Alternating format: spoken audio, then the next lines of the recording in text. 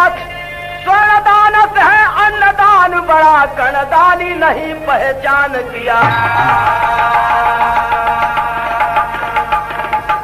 सबक कटा सबक कहाँ रहला दर्ज है बा कि बड़ी दूर बड़ी दूर बड़ी दूर बड़ी दूर से चलकर आए हैं, तुम्हें जलवा दिखाना होगा। यह तर्ज, लेकिन गाना का भावा और ये लाइन खास तौर से रोज तो पब्लिक के लिए होला, लेकिन आज खास तौर से बुल्लू भैया के लिए होगा। कहा कि आज इनका माथा गरम लगत हो, इनके समझौता हो कि जब चाह जिगर में फूल की है, बगिया को सजाना होगा।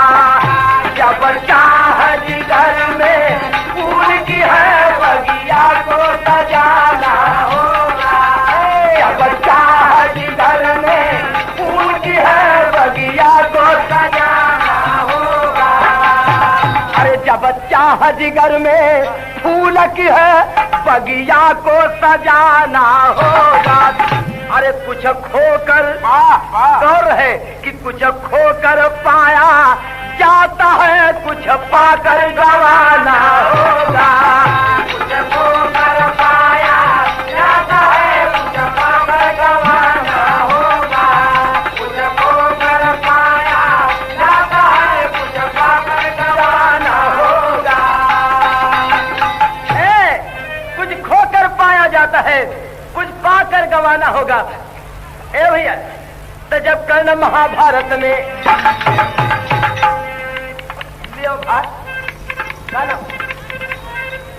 बड़े भाग्य से भेंट होला, जब कर्ण महाभारत में मृत्यु वर्ण किया है।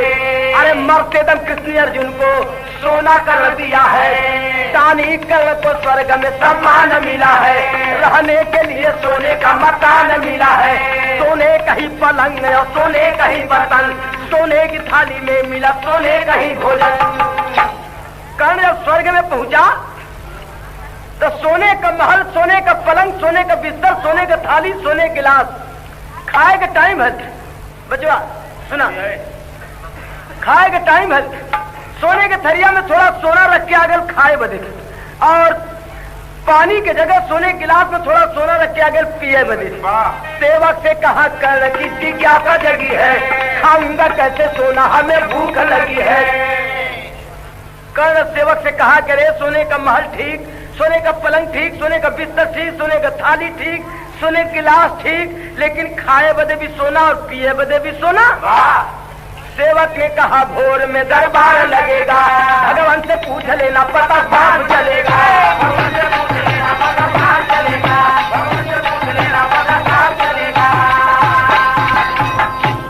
अरे भैया, सेवक ने कहा कि अगर ज्यादा जानकारी करना है तो भगवान से जाके पूछ लो। कर्ण भोर में भगवान के सामने पूछा, ये कौन कसूर का सजा हमके मिलल। भगवान कहते हैं कि रे कर्ण, जीते जी 1.25 मन सोना दान किया, 1.25 मन सोना दरवाजे में दान करके तो जल ग्रहण करता था, लेकिन किसी को कुछ दिया, किसी को अन्न दिया, जल दिया, और नहीं दिया तो नहीं मिलेगा। भगवान कहते हैं लेकिन तर्ज बदल गई भैया।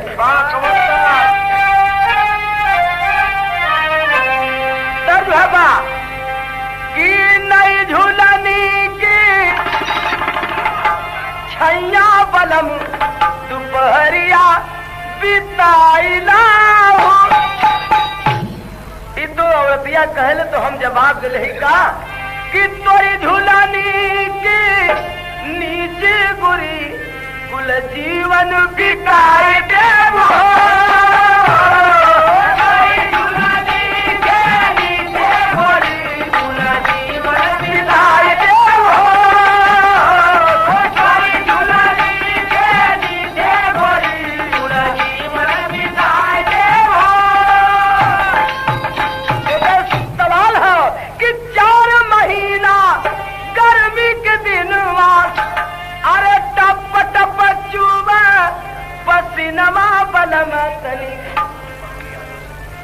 बेनिया डुलोई दू।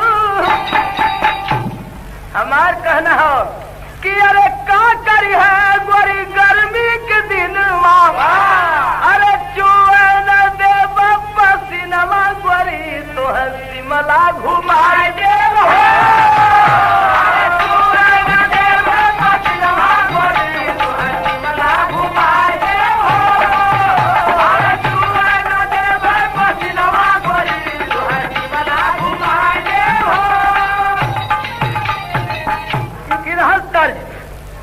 कहना का भावा भगवान कहते हैं अरे बोले हा भगवान बचनिया असल जवन तेहला उपाय ना हो। अरे बोले हा भगवान बचनिया असल जवन तेहला उपाय ना हो। अरे बोले हा भगवान बचनिया असल जवन तेहला उपाय ना हो। ए भैया बोले है भगवान बचनिया असल जवन तेहला उपायला हो। अरे कैला स्वरण दान दनिया असल अब सुनवे दुखाइला हो। कैला स्वरण दान दनिया असल अब सुनवे दुखाइला हो। अरे कैला स्वरण दान दनिया असल अब सुनवे दुखाइला हो। अरे जवन देहला तवन लेला सवामन सोना दान करके पानी पियत रहला। ए भैया आप अन्न कोई के दहला ना पानी कोई के दहला ना तब मिली कैसे। कल ने कहा कि तो ऐसे स्वर्ग में हमें नहीं रहना, हमें भेज दीजिए धरती पर, जाऊंगा या निदान करूंगा तब आऊंगा। भगवान कहा कि एक बार नहीं 4 बार 10 बार जाओ लेकिन अन्न तभी मिलेगा जब यह निदान करके आओगे। कल आया धरती पर लेकिन पुनर्जन्म हुआ तो कैसे हुआ और कहाँ हुआ अब तक बोले।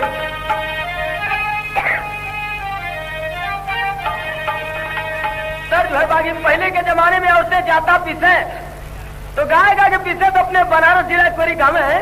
कैसे नदिया किनारे मिर्जा अरे नदिया किनारे मिर्जा बंगला छावा वाले हो। राची राची का डला खीरी किया हुए भैया राची राची का डला खीरी किया हुए भैया राची राची का डला खीरी किया हुए। पूरब के कुल कमुआ कड़ेर जैसे कि लौरिया बड़की बड़की कड़ेर की होले। हाँ वैसे वैसे वो धुनियो हो जाले। वो का कही है कि मोरे पीछा वाला मोरे पीछा वाला जा मेरी आ गई तेरा मेरी आ गई तेरा ताही ऊपर कागा बोले बोलिया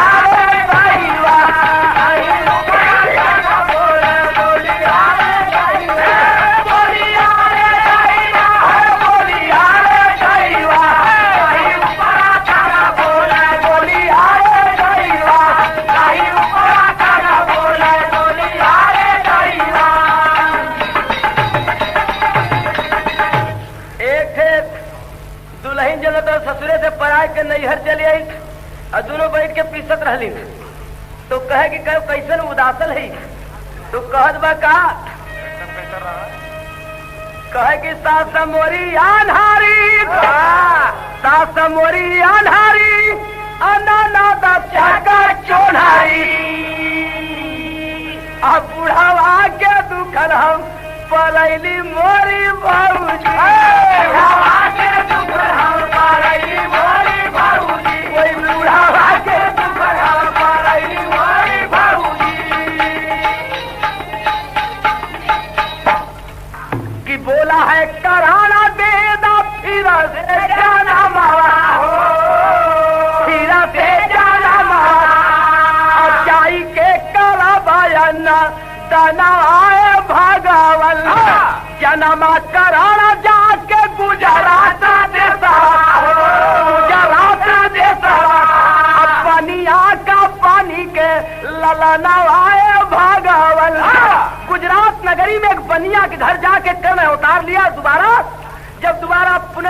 का होता है। तो धीरे धीरे बढ़े लगले जब सयान भैलन है, धीरे धीरे लाई का हो जब की सयाना भैले, अब भैले माई बाबा के मारा नवाए भगवान, भैले माई बाबा के मारा नवाए भगवान, मारा नवाए भगवान, मारा नवाए भगवान, भैले माई बाबा के मारा नवाए भगवान, भैले माई बाबा के मारा नवाए भगवान। धीरे धीरे जब पढ़े लगल है, सयान तनी भैले तब तक बाप मतारी का मृत्यु हो गई, अकेला हो गया। सोचना कि यही संसार भक्ति करे, लेकिन अब तो अकेले हो गई। तो पास पड़ोस वाले बड़ी मदद के लन। पास पड़ोस वाले क्या मदद के लन कि अकेले समझ के उनका ब्याह करा देलन। तो भैया जी के सामाजिक रीति से रहना हो, ओके ब्याह जरूरी हो, लेकिन जेके भक्ति करना हो, ओके कहन लोग कि ब्याह नहीं है ब्याह है, सके तो ले बचाए, पालन बेड़ी पड़ता है ढोल बजाए बजाए। ब्याह में जब फसाओल गए ना फंदा में, वहां का भाव कभी दिलन।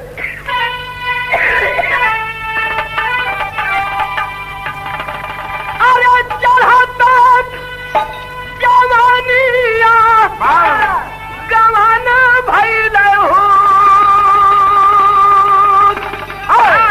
आईली घरवा में दुलही मिलन भइल हो, आईली घरवा में दुलही मिलन भइल हो, आईली घरवा में दुलही मिलन भइल हो। शादी भइल, सिलसिलेवार बात है कि शादी भइल तब का भयल, दुल्हन आयल घरे, जब दुल्हन आयल तब का भयल कि लारा जी के बरसल सवनवा, हाय हाय हाय हाय, लारा जी के बरसल सवनवा, सावन बरसल तब का भयल कि गोदिया में पैदा भइल सुघर ललनवा, एक लड़का पैदा भइल। अरे पुत्र देखा पुलकित नयन भइल हो, अरे नयन भइल हो, आईली घरवा में दुलही मिलन भइल हो, आईली घरवा में दुलही मिलन भइल हो, आईली घरवा में दुलही मिलन भइल हो। ये दुर्भैया पुरस्कार भइल जब दुल्हनिया से कहलन की प्रिय हमारी इच्छा हो कि गृहस्थी गाड़ी अपने जगह पहुंच गई और अब हमके कुछ भक्ति करेंगे पड़ी, लेकिन तर्ज बदल गई मास्टर। तर्ज जरा और तुझे उसका के तर्ज है बा कि झूलनी में गोरी लागा हमार जियो, यह तर्ज। लेकिन वो कहेगा कि भक्ति में गोरी लागा हमार जिया, भक्ति में गोरी लागा हमार जिया, भक्ति में गोरी लागा हमार जिया। भक्ति होई और कैसे होई कि एक साधु के रोज भोजन करैबे, अरे टूटे ना नहीं आके धागा हमार जिया। इच्छा के एक साधु के रोज खिया के तब खा, कहने की जैसन इच्छा हो ओके पूरा कर ला, अपने आत्मा के शांति कर ला। अरे जलाता मन मंदिर में दिया ना, सोने का दानी फिर बनाया न का दाता। तो पहले जन्म में 1.25 मन सोना दान करके पानी पियत रहन, यह जन्म में पे कैलन कि एक साधु के रोज खिया के तब खा। जब सिलसिला चला तो एक दिन की है शिक्षा भगवान की इच्छा, लूंगा भक्त की परीक्षा लहराए दिया। अरे भक्त प्रेमी मन भाया घर भोजन बनवाया, कोई साधु नहीं आया गे दुखाए दिया। एक रोज खाना बनवा के तैयार कर, कोई साधु मिलबे ना कर। तीसर पहर हो चलल तो बिना संत को खिलाए कैसे भोजन करूया, घर से चले घबराए बेकलाए दिया। घरे से चलन ए भैया साधु खोजे, कुछ दूर गिलन गुफा में, एक गुफा में है आए, एक कोई दंत पाए, भोजन हेतु फरम आए प्रेम लाए जिया। एक गुफा में जाके देखने एक बुढ़ा साधु जटा बढ़ा के पाँव फैला के बैठा, शरीर से कोस चुवत बात, हाथ जोड़े खड़ा मिलन की महाराज आज चल के हमारे घरे भोजन के लेता तो हमारे प्राण रह जाते। साधु बाबा कहले कि जाए अपन काम करा, साधु संत के खियावे की औकात चाहिए। कहले कि औकात तो नहीं हमारा, लेकिन खाना बनल हो चल के खा लेता तो हमारी बात रह जाता। कहले कि तुहार बात हम रख दी, हमार बात तू रख दा। तब कौन बात रखे के सत्य कारण साधु बाबा के अरे हंस के साधु बाबा बोले सुनीला शरत हमार हो, अब पहले तुहार दुल्ही न आवे कर तुर हो श्रृंगार हो, पहले तुहार दुल्ही न आवे कर तुर हो श्रृंगार हो, पहले तुहार दुल्ही न आवे कर तुर हो श्रृंगार हो। कहले साधु बाबा की जा अपने दुल्हनिया से कहता तुर हो श्रृंगार करके आवे, अब खांची में रूही भर लावे, वही में हम के बैठावे और तब अपने घर ले चली है, खचिया रखत का पार हो, अब तुई कोही के तरफ से कुछ ना हो बेकार हो। तो हाथ दुल्हनिया तुरहो श्रृंगार करके आवे, खांची में रूई भर के लिए आवे, वही में हमके बैठा के ले चले तब हम चलब। बुढ़ा आदमी है जाए लगना है तो मैं उठा के ले चले। कल की जरा सा मौका दा, तुरंत संत सेवक घर आए, अपनी नारी से फरमाए, जाके दुल्हनिया से कहने की प्रिय एक साधु मिलन जरूर, लेकिन उनका इच्छा कुछ और हो।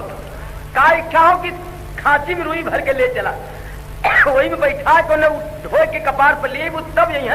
अरे पतिव्रता वह नारसयानी तरसुर हो श्रृंगार हो, और जाके साधु को घर लाई खटिया रखी कपार हो, जाके साधु को घर लाई खटिया रखी कपार हो, अरे जाके साधु को घर लाई खटिया रखी कपार हो। तुरंत सुरहो श्रृंगार करके गई, खांची में रुई भर के वही में साधु के बैठा कपार पर धोए के लिए लिया के आंगन में उतार के लीप पोत के बैठा के और भजन में गावे दोनों प्राणी। लेकिन का गावे भैया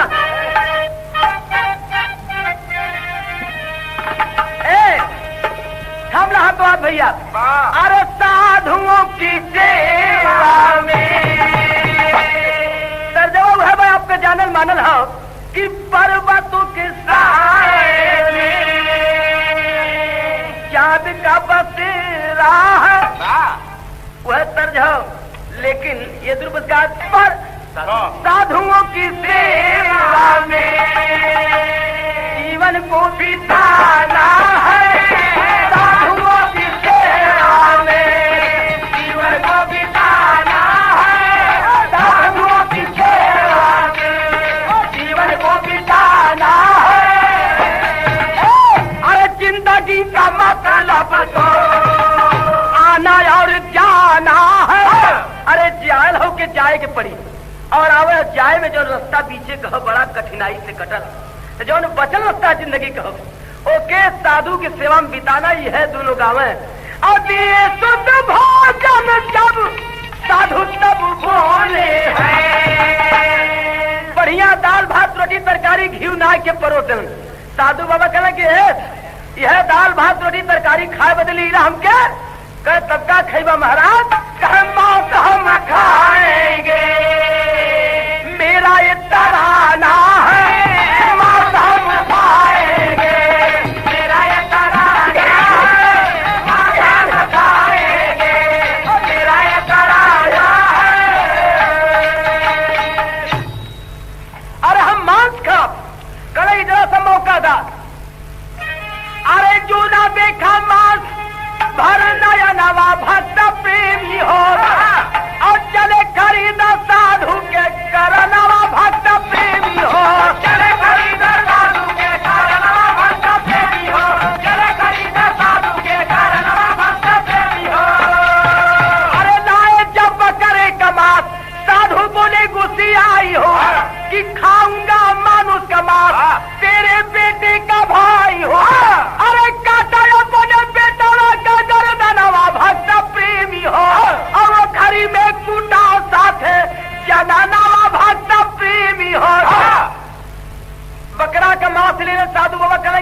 भेड़ा का मांस न खा। कह तब का खेबा महाराज मांस काला मांस ले ली। कह कि अरे हमके मनुष्य का मांस चाहिए और वो मनुष्य के जिनके चाहत कुल आदमी का मछलियों न खा। कह कौन मनुष्य चाहत तो के कह अपने बेटवा गर्दन काट के वो खली में कूट के हमारे सामने परोसा तब हमें हार कर।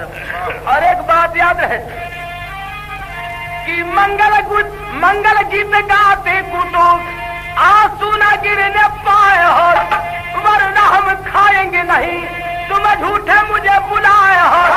अरे तुरंत बुलाए बेटा के समनवा भक्त प्रेमी हो और कहले साधु बाबा के मंगलवा भक्त प्रेमी हो। साधु बाबा के मंगलवा भक्त प्रेमी हो। साधु बाबा के मंगलवा भक्त प्रेमी हो।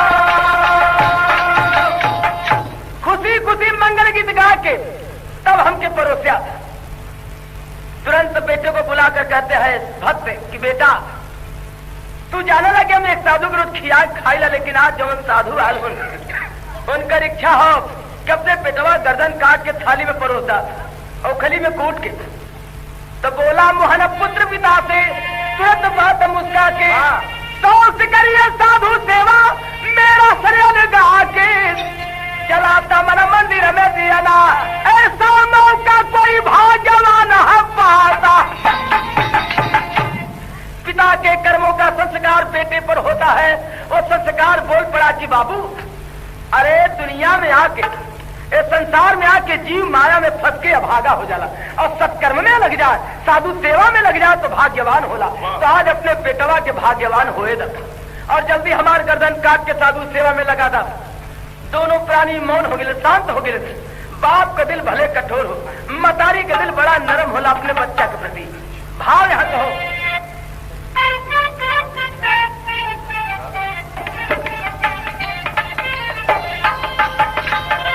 अरे बाबू का जिया कठोर भली हुई है माई का जिया हो माँ मता कधा।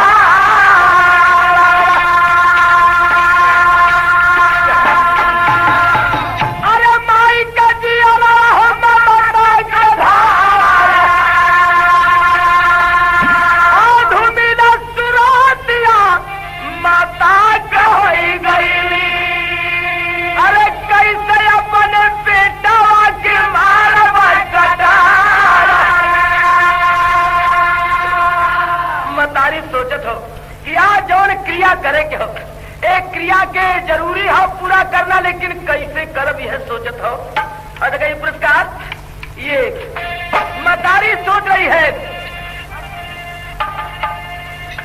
अरे कैसे अपने बेटा के मारा बरकता। अरे फूलवा हमारा हो या केर गोरिया कैसे अपना बगिया हो कर बहुजा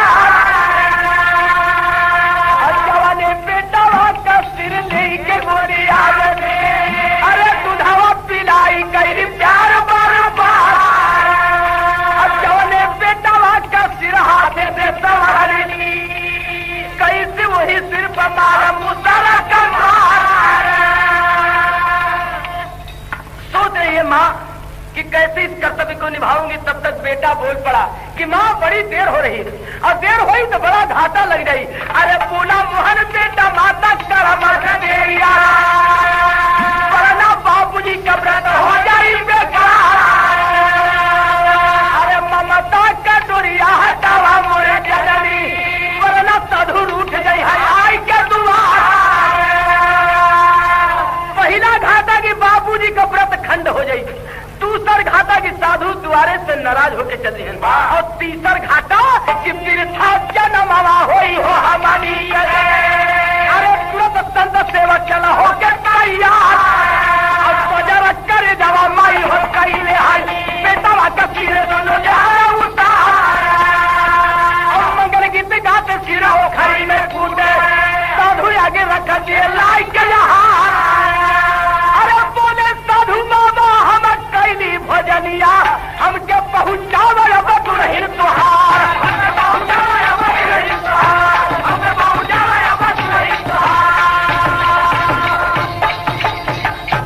अरे भैया खुशी खुशी मंगल गीत गा के बेटवा गर्दन काट के जब थाली में परोस दिलन है, साधु बाबा कहलन कि भक्त तुमने दिया और हमने लिया, लेकिन जैसे तेरी दुल्हन लाई है वैसे पहुंचा दे।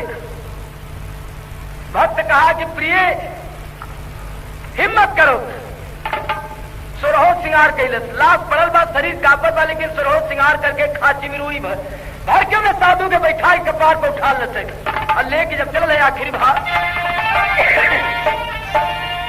अरे साधु के कपार ऊपर धारी बगली सही जाऊ मास्टर, अरे साधु के कपार ऊपर धारी बगली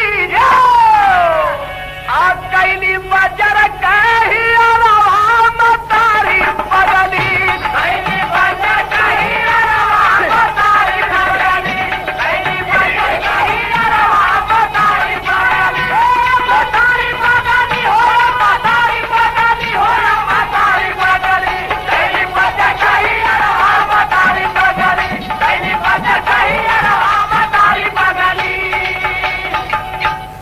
चले संत सेवक भी साथ नारी को धीर बधाए और धरा चंद्रभुज प्रभु जब अपने दर पर आए, चमके भगवान के चेहरा मतारी बगली। गुफा में ले जाके जब खांची कपार से उतारे तो खांची से वो चमक निकल की देखत रह गए। अब भगवान के बगल में बेटा खड़ा है, बेटे के चेहरे पर बैराग चमक रही कि देखने के लायक है, और प्रभु के बगल में खड़ा रहा मोहन बेटा हरसाई, गिरे चलो भगवान के तीनों का तुरंत लपटाई, चमक किस्मत के सीताराम मतारी बगली। तीनों लिपट गए भगवान के चरण से। भगवान कहेंगे भक्त उठो कुछ मांग लो, कहे प्रभु की वर मांगो, तब कहा संत हरसाई, अरे किसी की ऐसी प्रेम परीक्षा मत लेना सुखदाई, वरना हो जाई कसुरवा मतारी बगली। चाहिए का कहेंगे कुछ न चाहिए, चाहिए इतना कि कलयुग में अपने भगतन के तनी कठोर परीक्षा मत लिया, नहीं केहू से गलती हो जाई ओकर भक्ति नष्ट हुई। दिए मुक्ति तीनों को भगवान तुरंत स्वर्ग पठाए, कहीं मर सोने का जाके कलबीर फिर पाए, अरे खैले स्वर्ग का हरवा मतारी बगली, खैले स्वर्ग का हरवा मतारी बगली, खैले स्वर्ग का हरवा मतारी बगली, मतारी हो मतारी बगली हो मतारी बगली, खैले स्वर्ग का हरवा मतारी बगली, खैले स्वर्ग का हरवा मतारी बगली। हाँ हरि कथा अनंता गुरु गणेश का गाई, रामलाल गुरु बच्चन कहता चंदिका कवि सिर नाई, जलाता मन मंदिर में दिया ना राम